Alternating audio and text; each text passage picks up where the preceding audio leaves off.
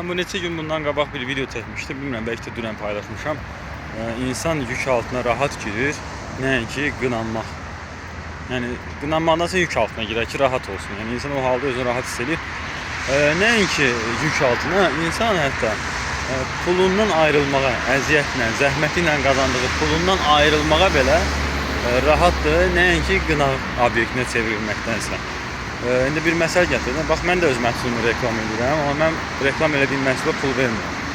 Əvvəl verirdim, indi vermirəm. Çünki indi mən reklam eləməyəm bu videolarımdır. Yəni sərbəst günə 10-15 dənə video çəkirəm. Allah həmd olsun. İndi azdan çoxdan hələ mən təzə başlamışam. Yəni bu tipdə kontent çəkməyə.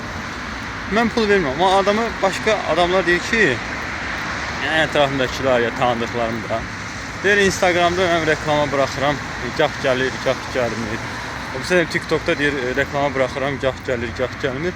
Deyirəm ki, bəs çək də, qaranlıq oldu deyəsən.